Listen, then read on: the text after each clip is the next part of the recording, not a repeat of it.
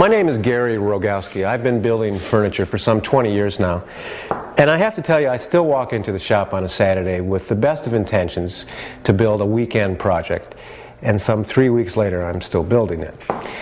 My work is based on traditional joinery, mortise and tenons, dovetails, basic, classic, hand-cut joinery. But I don't have the time to cut these by hand. I don't get paid enough to do this kind of loving work as much as I would like to. So I've had to develop strategies over the years to enable me to cut quick and accurate joints. In my experience, the router is the best tool in the shop for the job. Now, every cutting tool has to reference off of one surface. You index off a surface to make a cut. So a hand plane uses the sole of the plane to index a cut. A chisel will use the back or bevel to help reference a cut. A table saw uses the fence and table. Now, a router is perhaps the most adaptable tool in the shop. You can index cuts with bits, bearing-mounted bits, template guide, jigs, and fixtures. It's perhaps the most versatile, adaptable tool in the woodshop. Now, in this video, I'm going to show you how to cut router joinery with three basic types of furniture construction. These are carcass work, frame and panel joinery, and stool and bench construction, or chair and table construction. In cabinet work, rabbets, dados, and grooves are used for joining up carcass sides, connecting shelves and cases, and for letting backs into cabinets. Rabbets are cut along the edge of a board, while dados and grooves are set in from the edge. What's the difference between a dado and a groove? Mostly it's semantics. A dado runs across the grain, while a groove runs parallel to the grain.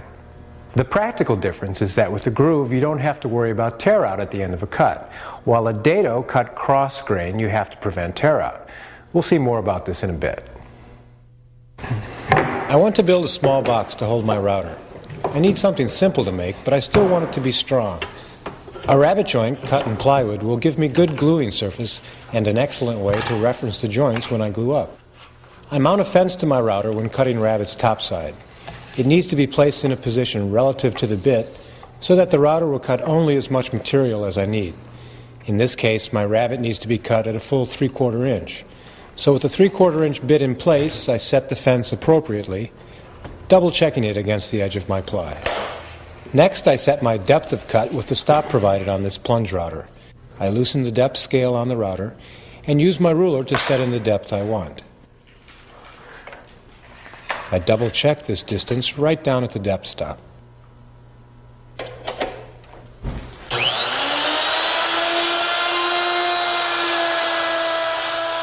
Even with a bit this large, it's best not to take too big a bite out of your material. Take light passes and eventually get to your full width and depth of cut. I set my depth at 1/8 inch and lock my plunge router in place. When I get close to the end, I pull my router away from the work and restart the cut by moving my router into the work. I make my last pass from left to right on the work to clean up the cut.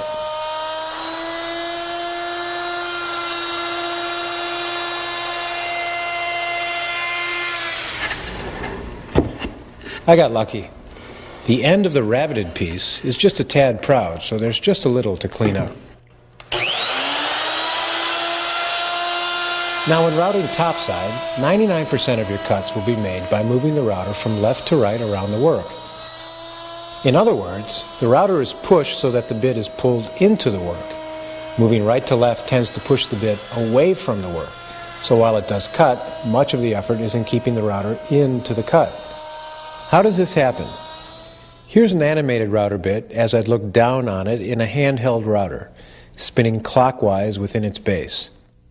I'll move it up to this board and begin to make a cut, moving from left to right. As the router moves along the board, the bit engages the wood and applies force to it in a sweeping arc. As each flute sweeps through the wood, the force starts in this direction and ends up in this direction, averaging sort of in this direction. So as old Isaac Newton said, for every router push against the wood, there's an equal and opposite push by the wood against the router. The router is forced into the board, and its fence is pulled snugly against the board's edge. If I reverse the router's direction of travel, moving into the board from right to left, look what happens now. The bit still spins clockwise, of course. The router's forces on the wood are distributed around the arc of the cut like this, averaging in this direction, so the router with its fence is pushed away from the board, and I've got to supply a constant thrust against the router to keep it from walking away. I've made rabbet cuts now on just 2 of my box sides. See how they help locate the other pieces so that when I apply glue or fasteners, like screws or nails, they won't slip around. The rabbet joint helps to form a nice square corner that, if laid out and cut properly, yields just a minimum of cleanup to do. To fit a bottom into this box, I make a 1/4-inch rabbet in just the same way, along the back edge of each piece. A piece of 1/4-inch plywood fits right into these rabbets, helping to square up the box.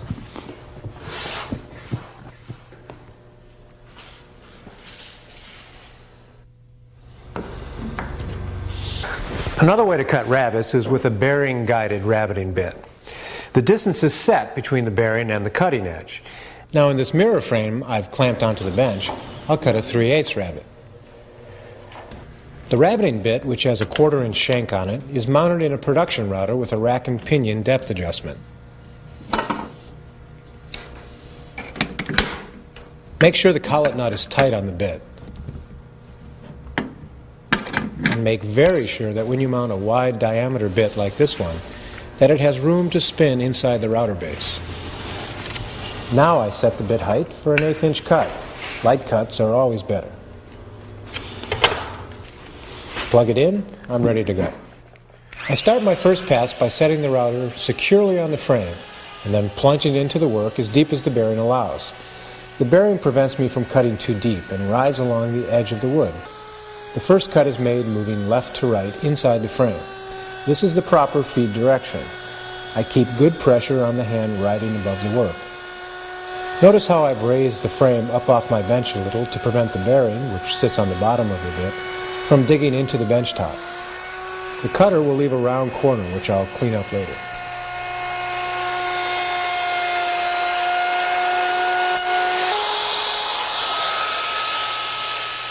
I was afraid of this. So much for the proper feed direction. Well, it's only my first pass, no harm done. I can come back and route what's called a climb cut now to score the edge of my frame first. It's not a cut to full depth, just a scoring cut.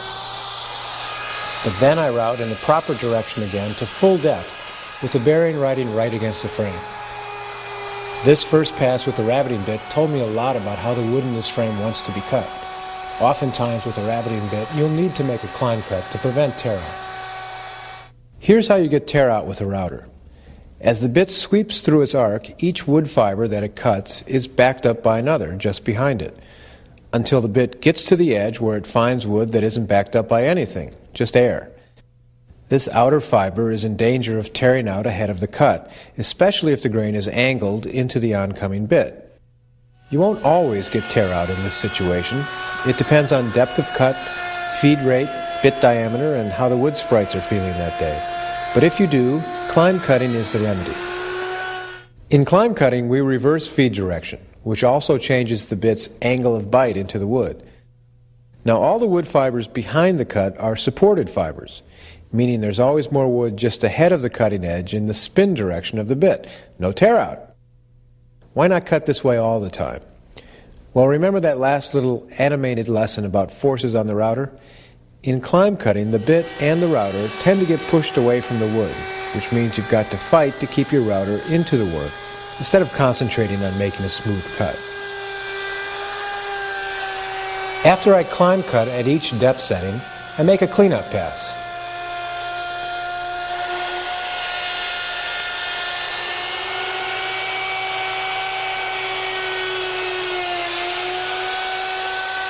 Then I set the depth again. See how the climb cut tends to move the router along? The bit is actually pushing the router away from the work, so it tries to skitter along the edge. It's a much slower and more controlled pass, moving left to right in the proper direction to clean up the cut.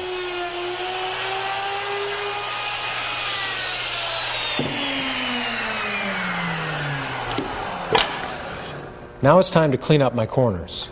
I use a marking knife and my 6-inch rule to score lines where I'll chop. Then using a mortising chisel, I'll clean all these corners up.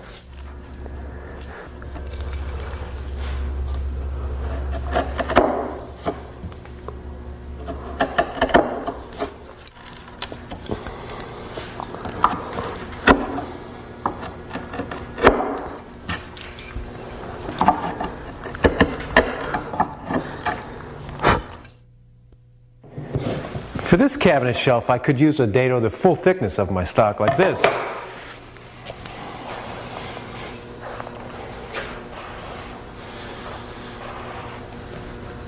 Or I could use a shouldered dado like this.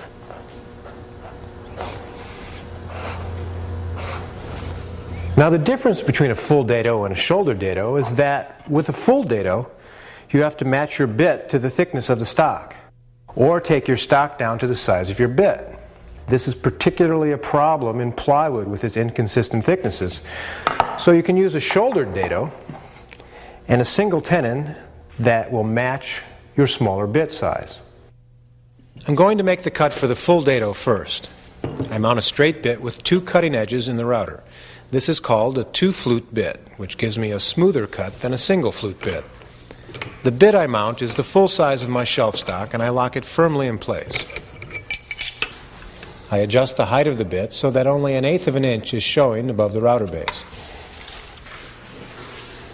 Then I check the distance from the cutting edge of the bit to the edge of the router base. I have penciled in marks on my board where I want the shelf to go.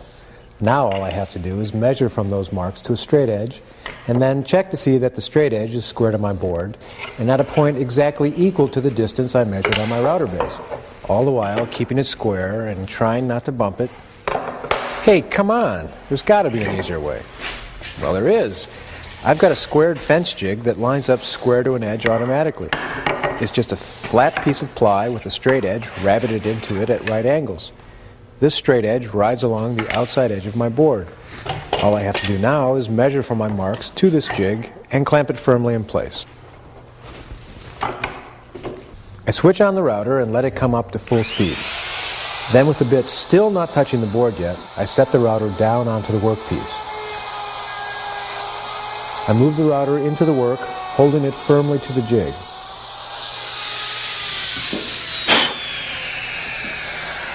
With one pass cut, I reset the depth another 1/8 of an inch.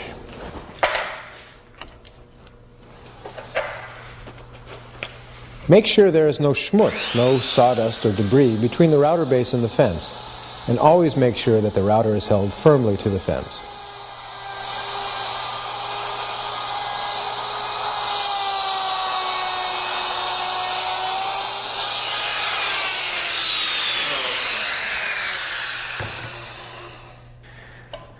Now here's a tip for accuracy that you might not be aware of. You have a nice round router base, but it may not be concentric with your router bit. To ensure a nice parallel cut with your fence, make sure that you keep one point always in contact with the fence, that you don't spin this base because you may not end up with a parallel cut. Another way to ensure this is to add a sub base with a straight edge already built into it, like this 1/4 inch piece of plexiglass. Running that against the fence will give you a parallel cut. One other way is to use a router with the straight edge built into the base. This is a nice way of ensuring a parallel cut. Template guides are steel rub collars that fit into the bottom of a router base. They are mounted with screws to the base. They come in a variety of sizes. There is an inside diameter and an outside diameter to a template guide, as well as an offset from the outside to the bit. And this offset is important to measure and remember, or even write down on a jig. To lay out for the shouldered dado, I measure and mark out the position of my shelf again. But now I lay out the width of my narrower dado as well, in this case 3/8 of an inch. I square these marks across my board so we can see them more clearly. Since this is also a stop dado cut, I mark back from the edge a 1/2 inch or so and put in a gauge line with my marking gauge.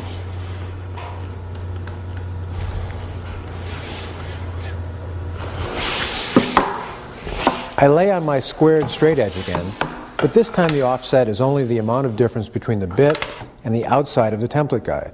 The router rests on top of the straight edge jig now, while the template guide rides against it. I set my depth of cut again with my ruler and the depth stop. Raise up the router and then make my cuts. Watch how the router jerks when I switch it on. I've got a good grip on it, but I still can't prevent that kick when it first comes on. So make sure the bit is not touching anything when you turn the motor on. Now, since this is a stop cut, I have to be aware of where to begin the cut. It comes through at the rear, so that's not a concern, but at the front, where the gauge line is, I have to be careful not to route past that line. It will take several passes to get down to depth and to get close to my gauge line.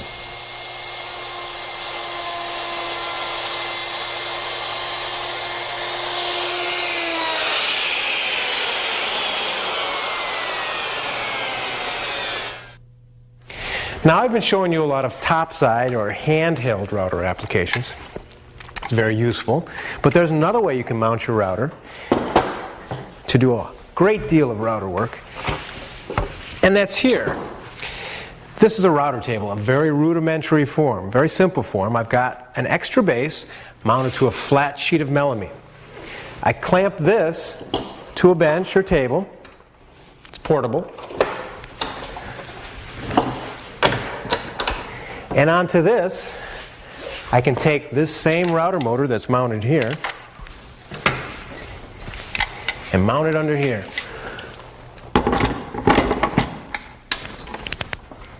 Now, by mounting a fence on top of the table, you can index your cuts, clamping it in place to the router table. Now, the advantage here is that you can run shorter pieces past the bit with greater safety.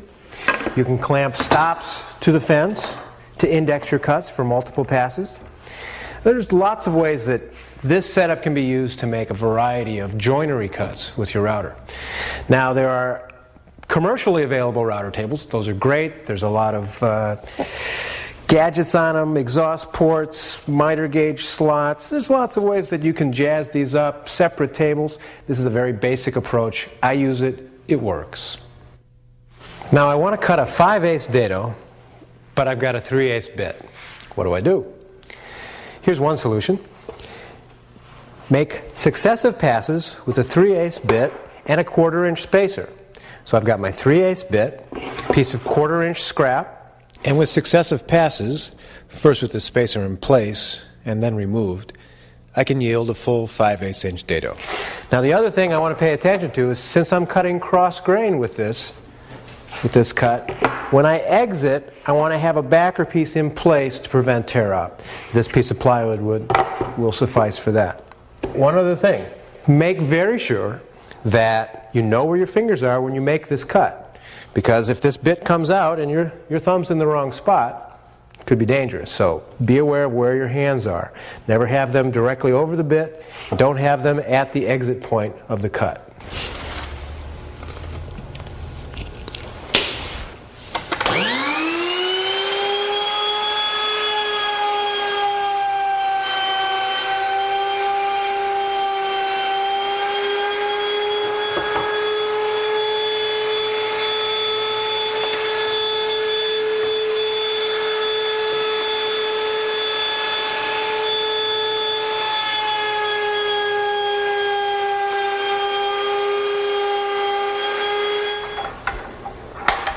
To get to the depth required, I'll need to reset my bit height and make some new passes. Your feed rate over the bit is another important concern. Moving too slowly over the bit can cause burning, but moving too quickly can lead to inaccuracies or excessive wear and tear on your motor. Here's the full dado cut I just made. It shows through at the front of the case. And I've done another cut, which is a stopped, shouldered cut, to show you the difference. Here's what that cut looks like. And these are the two shoulders, and this end cut back, so that the joint doesn't show through at the face. I make these cross-grain cuts first and then follow up with my rabbet cuts. A couple of things to pay attention to. These shelves are cut to the same length. The depth of cut for both of them are the same, about 1/3 of the thickness of the stock. This makes it simpler to lay these out and cut the joints. The dados are cut first, as I said, and then I come back and cut the rabbets. These are through rabbets on the long boards and stopped rabbets on the short ends. These are stopped so that I don't mess up my nice dovetail pin. To cut these rabbets on the router table, I can use the same bit as I used to cut my dados. I reset my fence so that only part of the bit is showing. I rotate my bit so that one flute is farthest away from the fence, measure to this point, and clamp my fence in place.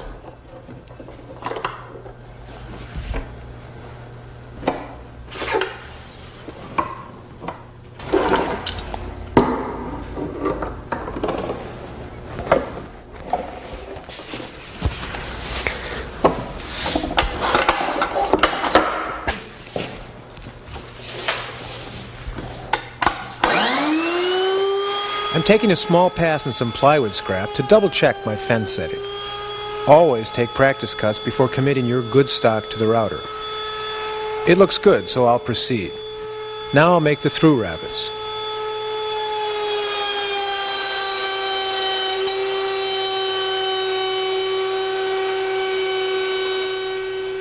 See how it misses that dovetail? Both of my boards get this through rabbet cut at this first depth setting.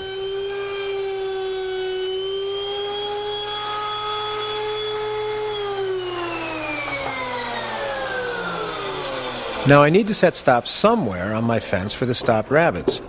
How do you know where to set your stops? There are a couple of ways. We need to determine the length of our stopped rabbet on this piece. It will run up to the inside corner plus the depth of cut on this rabbet. So, from this inside corner formed by this shoulder here, plus the depth of cut here. Now this is where our cut will go. It lines up with this inside shoulder plus our depth of cut.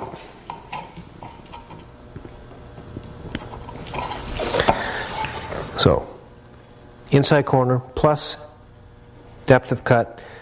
This is where we want our stopped cut to end. Now we need to line up this bit so that its cutting edges are in line with this axis, parallel to the fence. Then, with pencil marks on our board, we line those up with first this side of the bit and set a stop.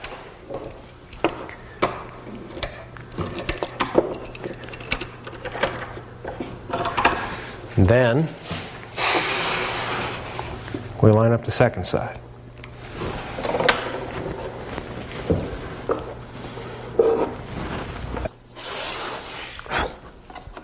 I place one end of my board against the stop and an edge against the fence. Then the board is gradually lowered down onto the bit. See how I move it back and forth a little to get the cut started? Then I make a full pass all the way to the other stop.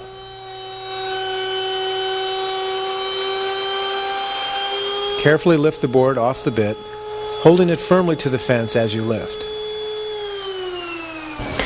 Now another way to set your stops is to take a board with a square edge, set it up to the bit, and rotate the bit so that it gets pushed away, and mark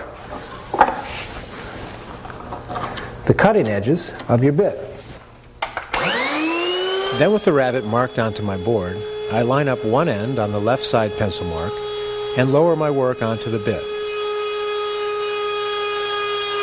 There is no actual stop here to reference off of or push against, just your good eye and steady hand. Move along to the other pencil mark and line that up with the mark on your board. Then carefully lift the piece off the bit. My dados have been cut. Both my through dados and my stop dados have been cut at a 1/4 inch depth. So what I want to set up is this fence on my router table at a 1/4 inch from the cutting edge So I need to have the bit rotated so that its cutting edges are aligned in this axis, and this cutting edge of the bit is at a point 1/4 inch away from the fence at its farthest, like so.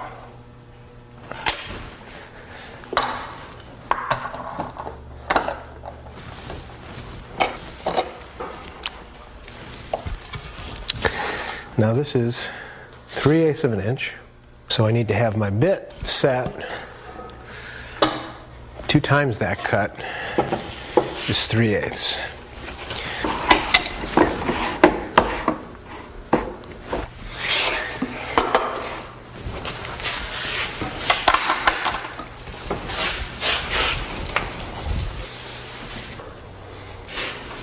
Since this is a cross-grain cut, I use a backer board to prevent tear out. I don't need to cut all the way through this board either. I just cut in a little ways and then pull it away from the bit. This backer also helps provide greater stability for the pass. Now notice here that on this second cut, I only cut in about 1 inch.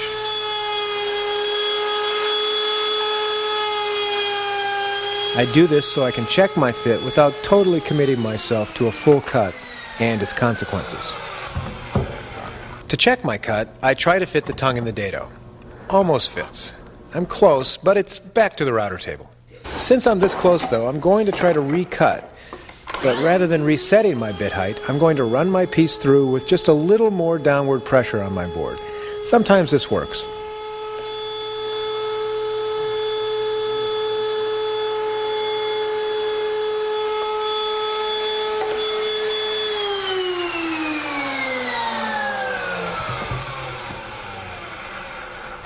Then when I have it right, I can do both sides of the board.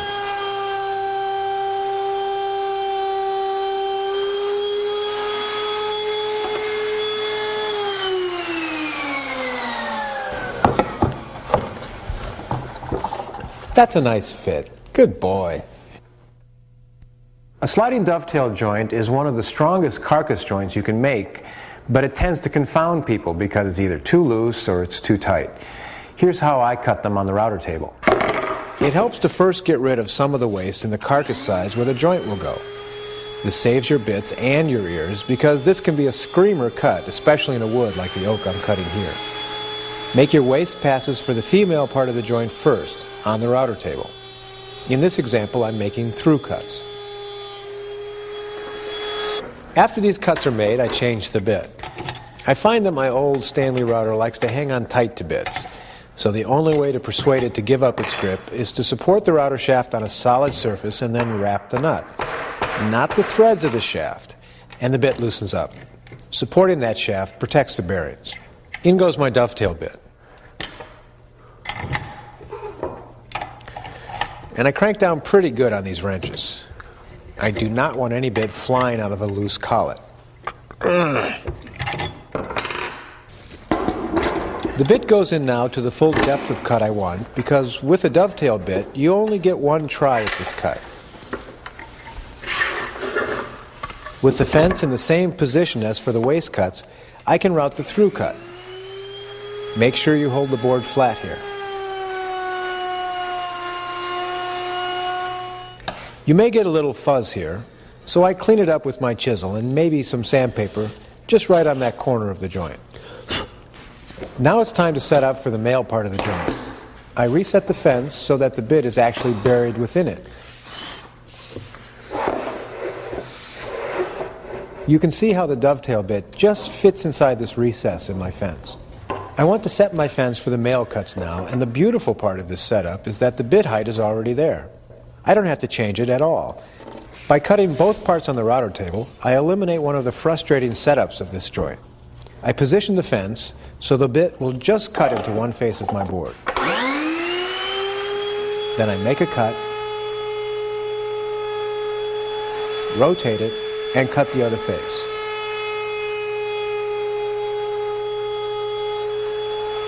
And then check my results. Not even close. Oh well, I've got to make another pass. Remember, joinery always equals accuracy plus patience. So go slow, measure your discrepancy, how much you're off, and reset the fence. I use a pencil mark on the router table to help me gauge how far to move the fence over. For a deeper pass, I expose more of the bit. With more bit showing, more material will be removed. With a vertical cut like this, using a taller fence for better stability might prove helpful to you. It depends on how comfortable you feel with your fence setup. Remember, you can't tip the work into the bit. Keep it tight to the fence and vertical.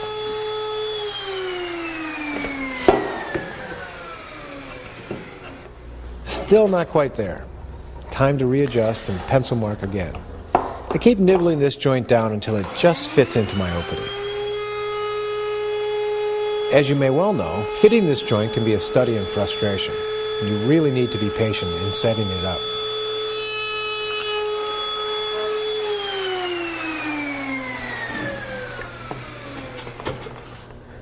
Here the fit is very close, but I'm afraid that if I make this next pass at my present fence setting, it might be too loose, so here's a little trick for you. If I place a shim like this dollar bill between my work and the fence, this will kick me out from the fence just a little, so I don't take as deep a pass. The dollar bill measures about 3/1000ths of an inch. You could use a $100 bill if you want a bigger shim. Just kidding. Take a pass with the shim in place and check the fit again. Now you could use a piece of paper or laminate for this shim, it doesn't matter, just so it's a consistent thickness. This fits good. But if the joint still doesn't fit now, you can remove the shim and take another pass to shave off just a hair more. Here in this small pine cabinet I'm building here, we have a small drawer, and to put a bottom in it, we'll need to cut grooves to capture that bottom. Two different types of grooves. One set of through grooves on the sides and a stop groove in the front. Let me take this apart and show you.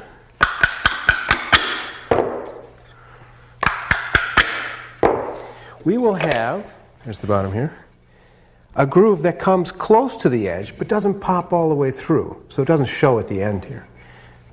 This stop groove will start about here and run all the way down, stop short of the end at the other side,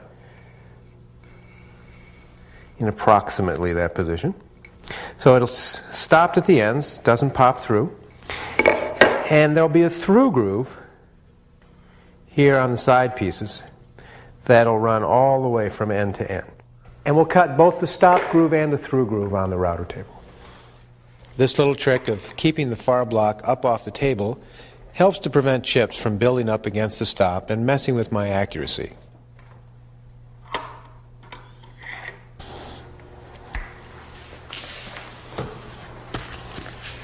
Make sure the table is clean, no garbage against the stop. Holding the piece firmly against the stop, I slowly move the work down onto the bit. See how I work it back and forth a little to get it down to depth? Then I take a full pass at the first depth. My through cuts are done next at this depth. I reset the depth another 1/8 inch and take another pass on all my pieces. Keep those fingers away from the exit hole of a through cut and never have them above the bit, just in case a collar gives up and lets go of a bit.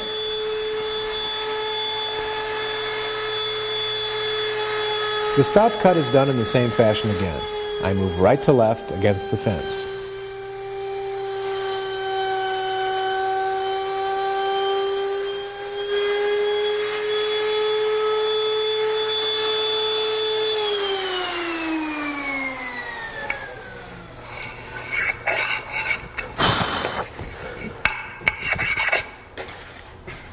I check the fit of my ply bottom against the groove. Of course this won't fit. It's 1/4 inch plywood. All right, undersized 1/4 inch plywood, but it's not thin enough to fit my 3/16 groove. I'll have to nudge the fence over just a little to get the properly sized finished groove. I reclamp the fence and take a tiny pass, pull it, and check the fit again. When it's right, I do all my cuts. If the fit is too tight, you can always scrape or sand the bottom a little to make it fit. The stop grooves end up with round corners, so I chop these square. Here I've put the drawer front and sides together, and my bottom is cut to fit exactly. See how the grooves all line up so I can slide my bottom right into place.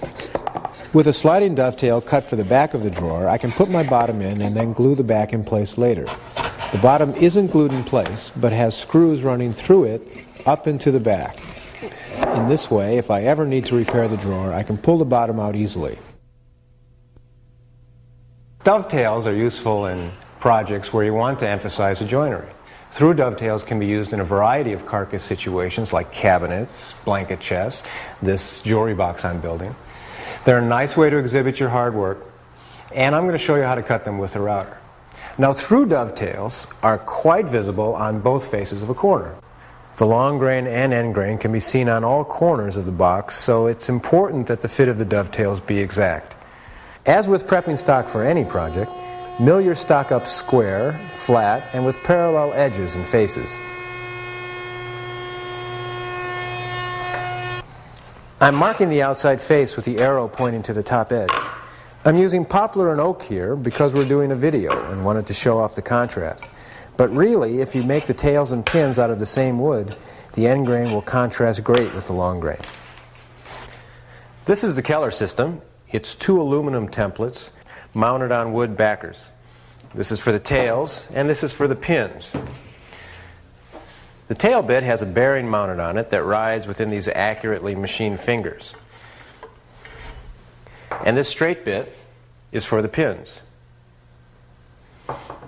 I'm going to set up a marking gauge to mark my boards. A gauge line will help with the tear out you sometimes get with these bits. It will also help to set up my cuts. The line I set my gauge for is slightly less than the thickness of the stock. I'll mark all my boards now. Make sure you hold your gauge good and tight to the edge of the board. Next, I set one board in a vise, face side out, and at a good height. Then I set on the tail template. I spring clamp on a piece of scrap to protect the surface of my board from clamp marks. But since it's the outside face, it's up to you whether you'll want to do this. Then I center my template fingers on the stock. Now the template has no stops on it, so it can go anywhere on top of this board. So I check both edges to make sure it's evenly spaced. Then I clamp the template firmly in place and see that it's sitting down flat on top of the board.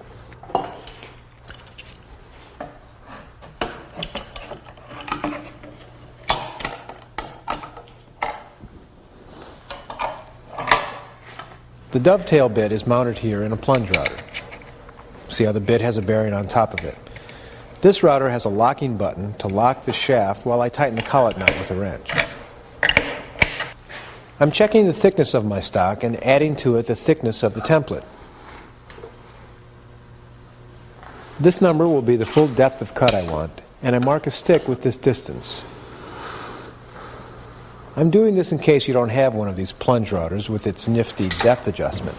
You see, the bit has to be set to full depth for one single pass, and this can be difficult to measure on some routers with a large hole in the router base, so that's why I'm using this stick, just as an alternative.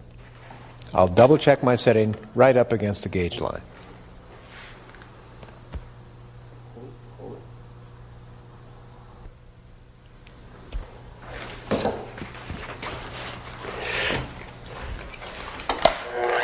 Keep the router flat on this template now. Let the bit get up to speed and then move right into the board.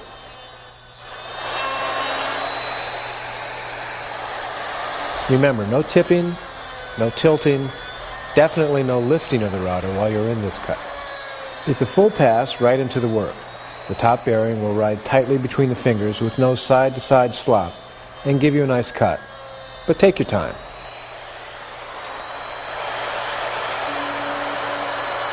See how I'm standing on the other side of this template? This keeps me away from the chips and dust which get thrown out away from the cut.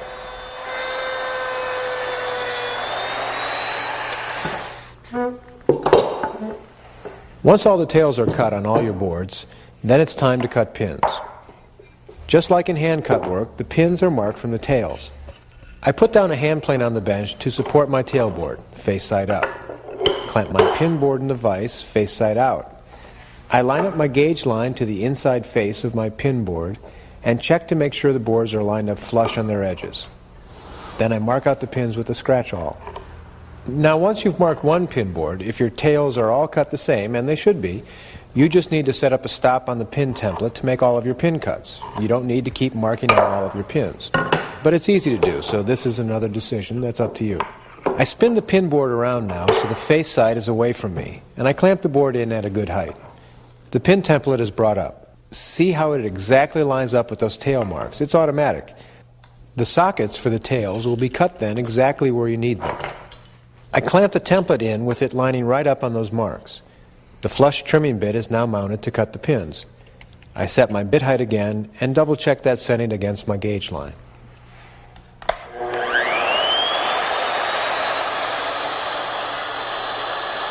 The pin template has wider spaces between its fingers, so you have to make a couple of passes to cut out all the material.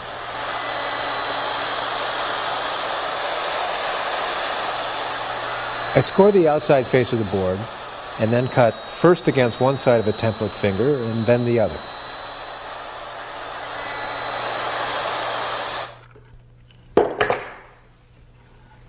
There's some nice looking pins.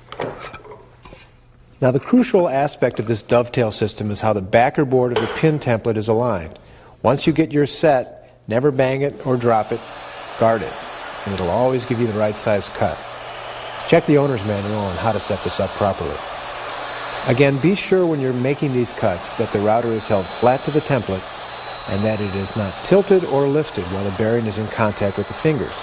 These templates are aluminum and a router bit will cut into them.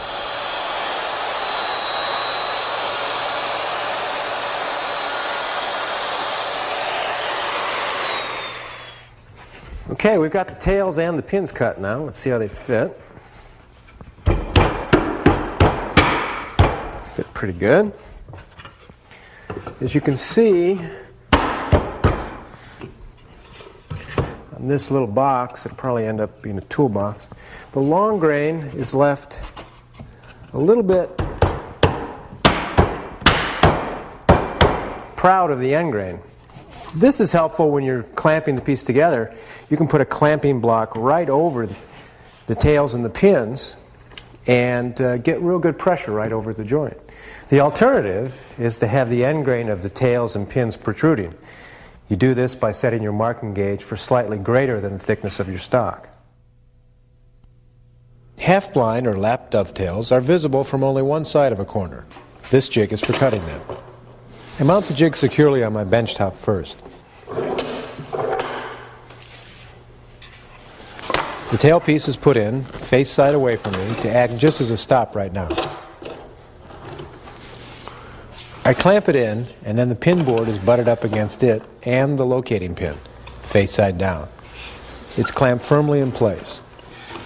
Next I line up my tail board exactly where it needs to go, against the locating pin and with its top edge flush to the top of the pin board. I lock it firmly in place. See how the two boards are offset. Next I set on the finger template and lock it in place, making sure it's flat to the stock. A template guide will ride with very little play right between these fingers. It's mounted on the router base with screws. The bit I place securely in the router.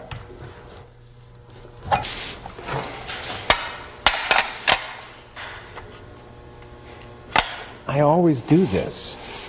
The correct thing to do when this happens is to first put the router and base together and then mount the bit's shaft through the guide. The most important part of this jig is the depth of cut that you set the bit at. It controls the fit of the joint. If it's set too deep, it cuts too loose. Too shallow, and the joint won't fit together. So there's only one setting where the fit is just right, and you have to play with this depth until you get it right. I start to cut by making a scoring pass along the entire inside face of my tailboard.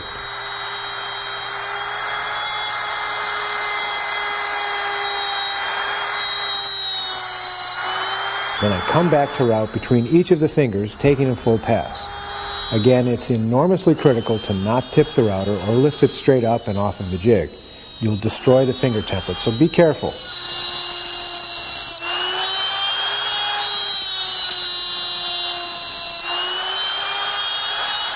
Once I've made it all the way across my boards, I come back and redo all my cuts just to check and see that I haven't missed anything between those fingers.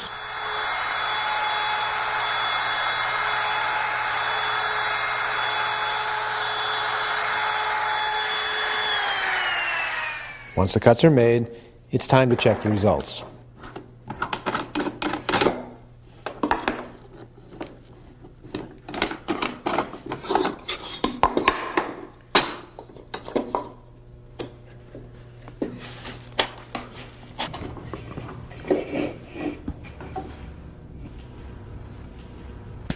Looks easy, huh? Not quite. It took 15-20 minutes of playing around with this and doing several practice cuts before I got it to fit this nice. But once you get it to fit this nice, you're set up to cut all day long. So take the time, make some practice cuts like I've done here. They won't fit perfect the first time. Your bit depth is critical. It's got to be just right for this jig to work properly. So take some time, make some practice cuts, and then you'll get it to fit like this. One more thing to pay attention to is to cut your stock a little bit over wide, a little extra wide, to allow for the inevitable tear out you get with the router bit. Unsupported fibers tear out. If you leave this a little bit extra wide, you can trim it off on the table saw and you'll have a nice looking joint. Frame and panel construction differs from carcass construction by using thinner members to surround panels, either plywood or solid wood. If they're solid wood, they're free to expand and contract in a groove. Now, perhaps the simplest way of putting a frame together is with a joint called a half lap. It's cut simply by removing half the thickness from each individual frame member. It's sort of like a rabbet cut, and you can cut it in several different ways. Topside with a router and fence, or on the router table.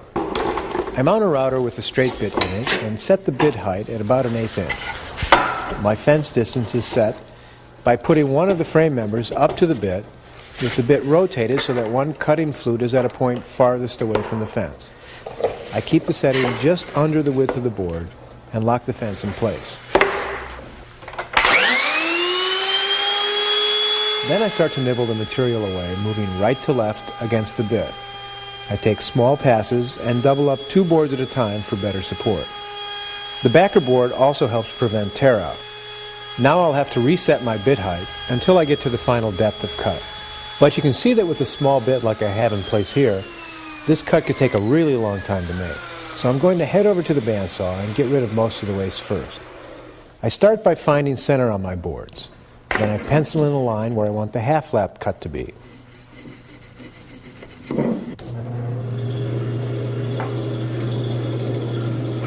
I cut in the waste portion of the joint and stay well outside of the pencil mark. Make real sure you don't pop through that waste piece and into your good wood. Keep your hands safely back away from the blade and always cut to the waste side of your joint. Once I make the long grain cut, I then carefully cross-cut the waste piece off. Now I can return to the router table and set my bit height for the final depth of cut. The fence is still in the proper spot, so I don't have to change that. But look how quick this cut becomes now if your bit height is set right. Keep your hands out of the way. Don't have them over the bit or dragging behind the joint. And take your time. Don't overload the motor.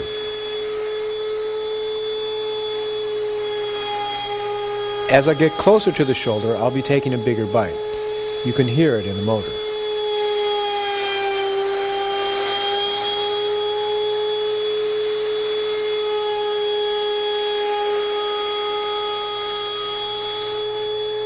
That final pass is done with the 2 boards running right against the fence.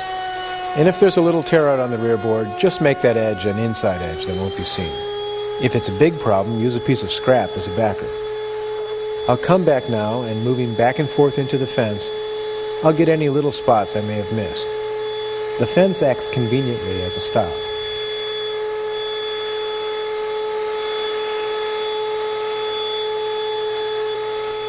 Not bad looking.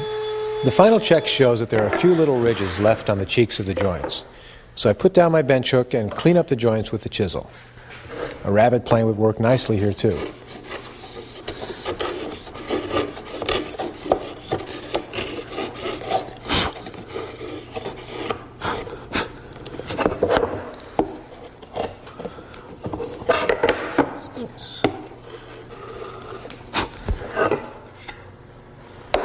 Checking my fit, all my long grain surfaces are a little proud or high. This is just what I want. They're a little easier to clamp up this way. With the long grain extending over the end grain, you can put clamps anywhere you need them. Dry clamping is one of the most overlooked jobs in the shop, but it is enormously important. By setting up all your clamps beforehand, you can cut down on all that running around time when your glue is setting up. I set my long bar clamps first to raise the frame up and to pull the shoulders in, first in one direction and then the other. Now one set of bar clamps goes below the frame, the other goes above. I pull the lower set in now so I have room for my C-clamps which pull the joint cheeks close together. I use the offcuts from the bandsaw to protect the surfaces of the frame and to spread the clamping pressure out evenly. I get all these clamps ready to go, look to see that all my joints are pulling home, and check to see that the frame is clamping up square. By measuring the diagonals, I can tell if I need another clamp to pull this frame square. Looks pretty good. Mortise and tenon joinery is perhaps the strongest way of putting a frame together. Mortises are simply holes cut in your boards, sometimes at the ends or anywhere along their length. They can have squared ends or be left round. And your tenons are cut to match. And like the half lap, they are composed of long grain cheeks and end grain shoulders. And as I said, they're cut to match the mortise, so they're either rounded or cut square. These mortise and tenon joints can either be through joints, like this slot mortise and tenon or this through mortise down here, and sometimes they're stopped so that there's nothing showing on the other side of the stick. There's also situations with wider rails where you have something called a haunch cut on the top to prevent twist. And there are lots of ways to cut these mortise and tenon joints with the router. Let me show you 3 of them. The first method is topside with a router and fence. Laying out the mortises is the first step. I mark the mortise centers on my piece and then lay out the width of the mortise, in this case 3/8 of an inch. What's the right size mortise for a particular stock thickness? Well, I usually size my mortises a bit wider than 1/3 of the thickness of the stock, but I also keep it convenient. This stuff is 7/8, so I'll use a 3/8 inch bit to cut the mortise. Make sure you choose a bit long enough to cut the depth of mortise required. I use 1/2 inch shank bits whenever I can because they're stronger and they flex less than 1/4 inch bits. With the fence mounted, I can start routing. Or can I? See how poorly supported the router is on this narrow board? I'll clamp on another frame member that is the same width and use it to help support the router base for the cut. You can see how much better this works. The fence rides tightly along the outside edge of the board. I use my pencil marks to help me line up my bit and lock the fence in place. I measure and set my depth of cut.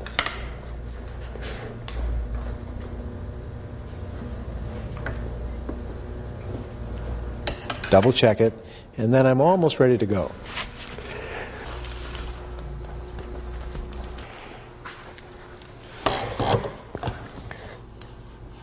What sets my length of travel? I just have pencil marks to work off of. Well, I'll show you a couple of ways to set it. First, I rotate my bit so one cutting edge is just nicking the pencil line. Then I mark the edge of the router base on my board. That pencil mark is all I use as a stop. I move to the other side of the mortise and mark again. But here on the side farthest from me, it's difficult to see my mark when I'm routing.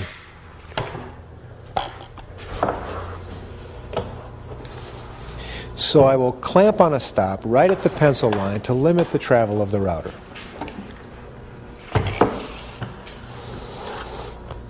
I double check it to make sure it's right.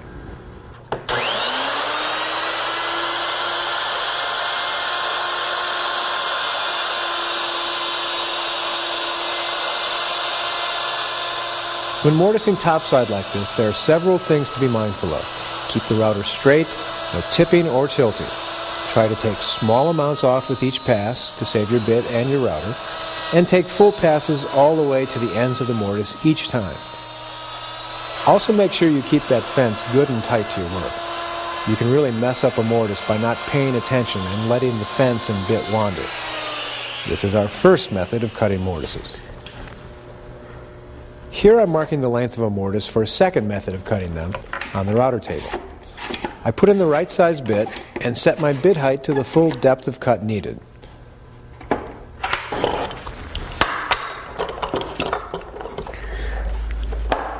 I set my fence position by checking the distance from a cutting flute to the fence. I rotate the bit and check that distance. To set my mortise length, I rotate the bit so its cutting edges are in a line parallel with the fence. With pencil marks brought round to the top face of my board, I line these marks up with my bit edges to locate my cut, and then clamp stops onto the fence.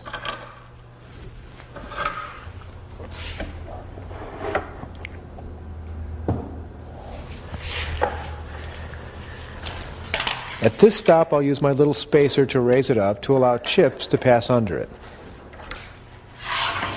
Now my length of travel is set.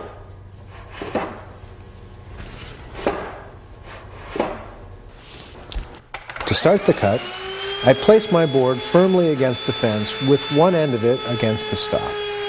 Then I slowly bring it down onto the bit. I move the stick right to left across to the other stop, pull it up off the bit, and then bring it down for another pass. I gradually work my way down to depth and never take too deep a pass. Keep those chips cleared away from your stop. This method of mortising is not without potential problems. If you move back and forth between the stops without lifting the work, the rotation of the bit will push you out and away from the fence.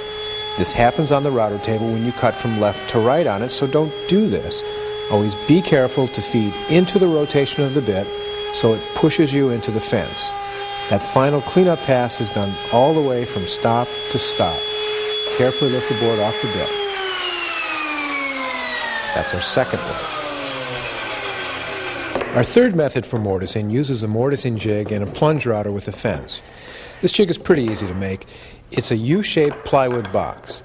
The piece to be mortised goes inside with a spacer under it to raise it up. Another ply board is used to capture the work in the jig and to help support the router base. The fence of the plunge router is also held in place with another ply wall there on the outside of the jig. I move the bit down to my board with the mortise already marked out on it. A stop is clamped to one end to locate the cut and to clamp my work in place. I move the router to the other side of the mortise and clamp on another stop. Rotating my bit so its cutting edges are aligned properly, I then adjust my fence settings so the bit is perfectly centered and lock my fence in place. Check my depth setting and start my cut.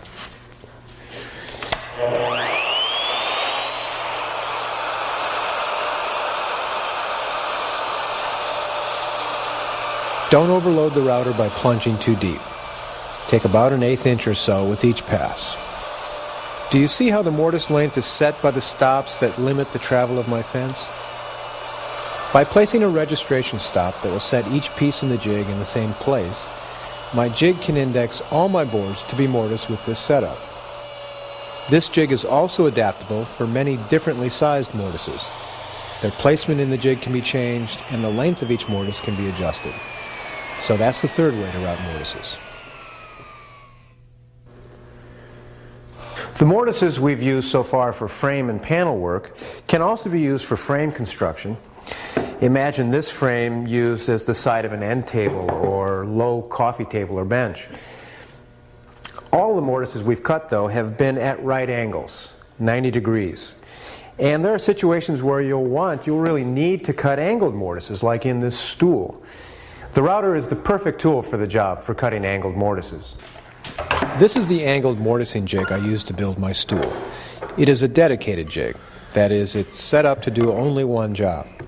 The floor of the jig is tilted at an 8-degree angle. A stop is screwed to one inside wall to locate my work.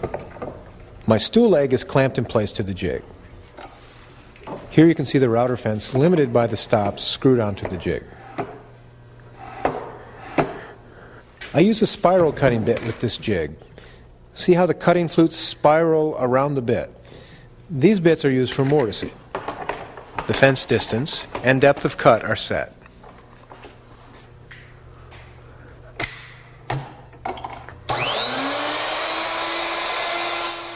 The router is plunged down into the work and moved back and forth slowly against the stops. I have to be careful to hold the fence tightly against the jig.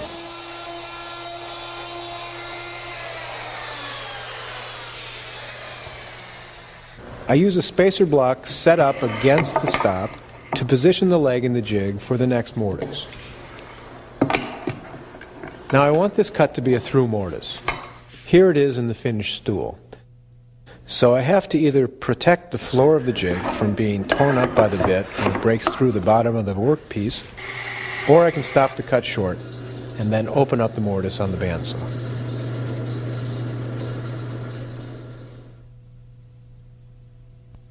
Before you cut your tenons, you need to make one decision about them. Do you leave them round to match your round end mortises, or do you chop the mortises square and cut your tenons square? To chop a mortise square, I first lay out the corners of it by taking a wide chisel and holding it back flat against the mortise wall, pivoting it over to mark the sides of the mortise. Then with a smaller chisel held perpendicular to the board, I chop across the grain at the end line of the mortise to establish the corners. Now I just chop and pare away the waste straight down to the bottom of the mortise. With both ends of the mortise chopped square, I can now easily make my tenons match. To round a tenon to match a mortise, I first need a tenon. I start by marking center on my tenon stock and then laying out the tenon to both sides of that center.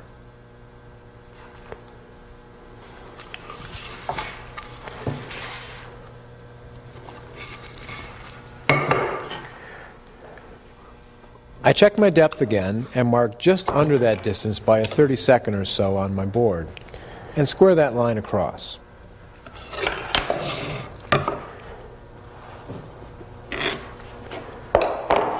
I'll remove most of the waste on the bandsaw just like I did for the half laps, but now I'll use a fence and a stop on the fence to locate my cuts. For the cross cut I use no fence, but I do mark the throat plate where I line up the end of my boards for their cuts. This is just a handy guideline. Now these little pieces of scrap are not to be thrown away.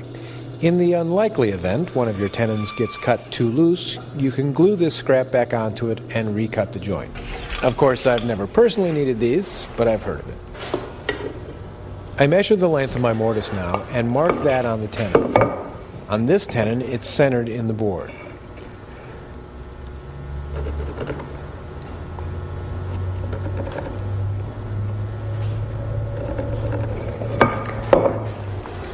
On the tenon at the end of this board, I can measure the top offset, which is a ½ inch,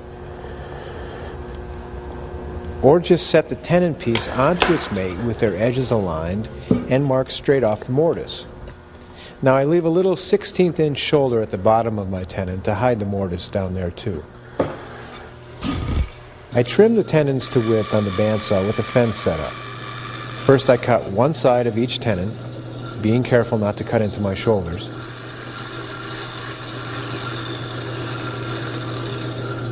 Then I trim that little 1/16 inch shoulder too. When it just fits inside the mortise, I'm happy. A slightly narrower tenon is okay too because the tenon cheeks are the important gluing surfaces. The center tenon is cut in the same way. This is the tenon I'm going to round over. I want that to fit nicely between the rounded ends of my mortise.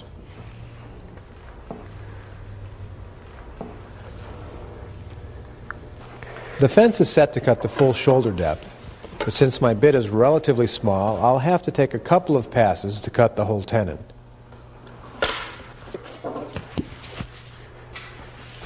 Notice how I back one board up with another for better support against the fence. This is a small enough pass that I'm not worried about tear out at the back of the cut.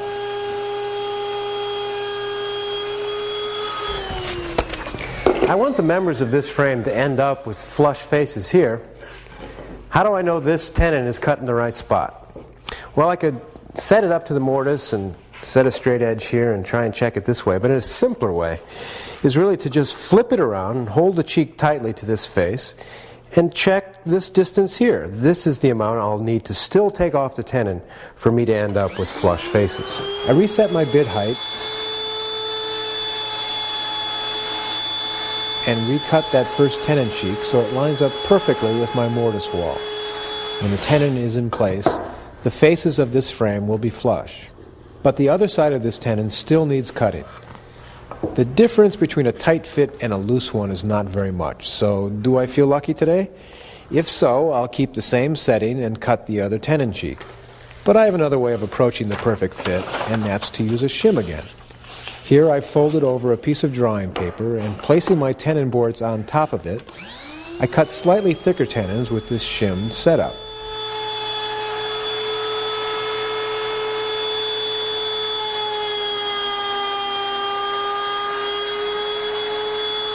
If the tenon doesn't fit, I unfold the paper, decreasing my shim thickness, and take another pass.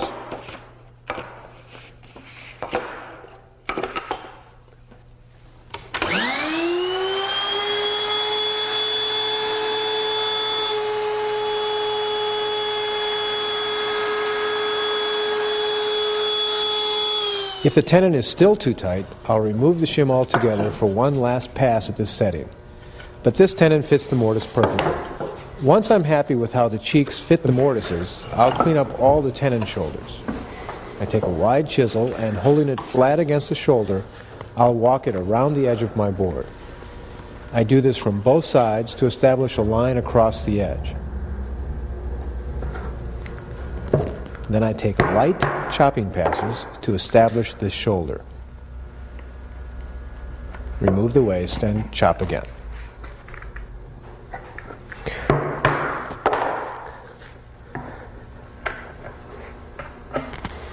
To round over my tenons, I start by marking a center line on their edges. Then, placing the board in a vise, I file the tenon round with a bastard file. I want to avoid filing into the tenon shoulder, so I leave a little step, an 1/8 inch away from the shoulder, to protect it from the edge of my file.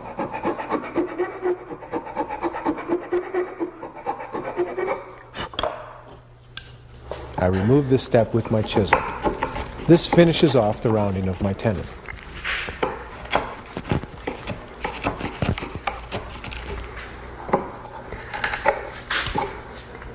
Make sure the tenon shoulder ends up good and flat all the way across it so that the joint won't show any gaps at the shoulders.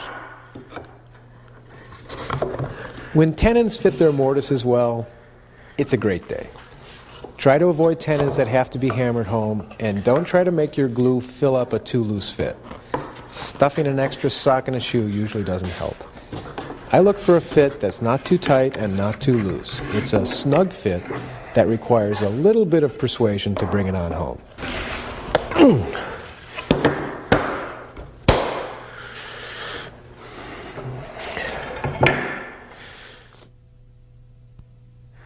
Sometimes you'll find it awkward to cut tenons on your work. Maybe you have a long bed rail you need to cut tenons on, or an angled frame. Well, the router makes it easy to solve these kinds of problems. By cutting mortises into both parts of my frame now,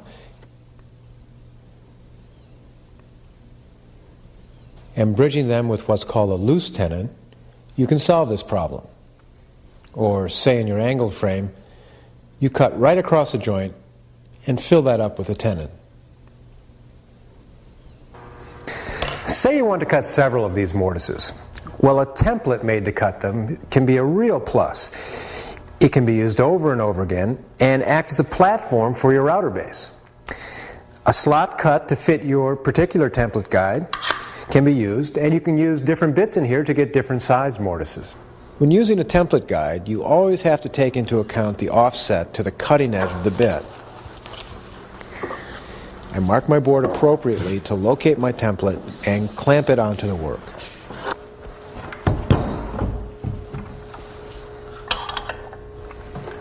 The template guide is mounted to the base of the router. Obviously, because of this, no fence is needed. The depth of cut is set by zeroing the bit onto the work surface, dropping my depth gauge to 0, and then measuring and moving the depth gauge up to get my proper depth of cut.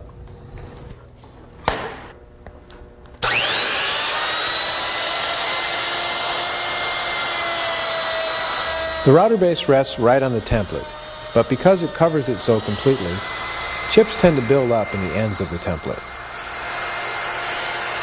A pencil and some good lungs work for a while to clear these chips out. But having an air hose nearby is a little more effective for clearing the waste away, so the template guide can move freely to both ends of the template. Keep clearing the chips away until you're at the right depth of cut.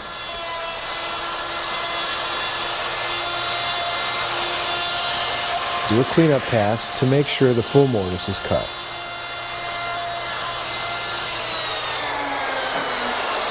This is one side of the joint, and the template has been set up so the mortise is centered and cut in this 1.5" wide stock. But here on this narrower rail, the template is obviously not centered, so I add a spacer block between the rail and the template to locate the mortise properly. You can see how it's centered now.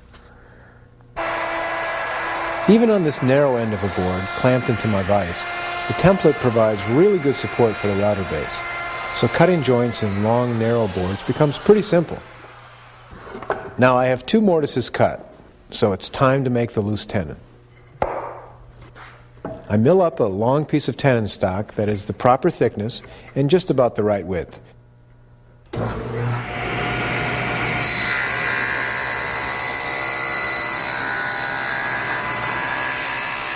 I trim the tenon stock to width on the table saw so it just fits inside the mortise. Since the mortise ends are round, I mount a 1/4" roundover bit to shape my tenon stock on the router table. I use a 1/4" collet for this 1/4" shank bit. The round profile cut on both faces of my board will then yield a shape very close to the round ends of the mortise.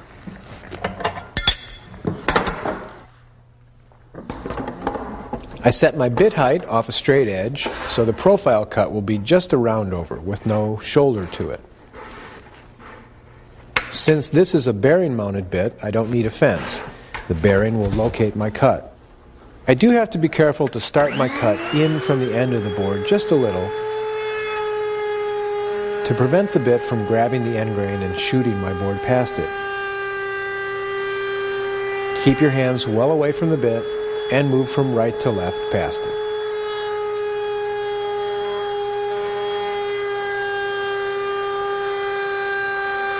To clean up the ends of the stock, use a chisel or block plate.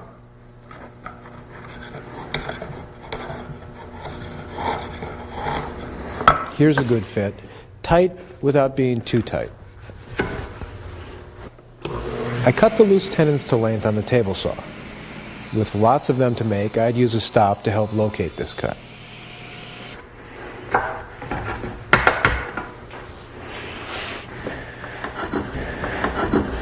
If the tenons don't quite fit, a few passes with a hand plane should bring them down to size.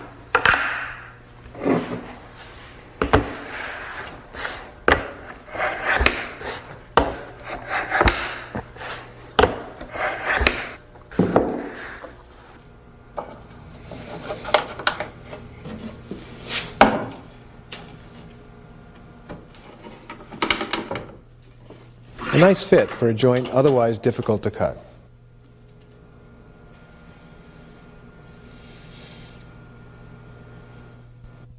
I've had time to show you only some of the router's capabilities. We've just scratched the surface, but I hope I've clued you into some tricks and some new ways of thinking about using your router. Remember, joinery always equals accuracy plus patience. The router cuts very quickly, much more quickly in fact than the time it takes to do your setups. So do your setups carefully, sneak up on a good fit, and don't try to force things. Woodworking is great work, so take your time, enjoy yourself, be careful.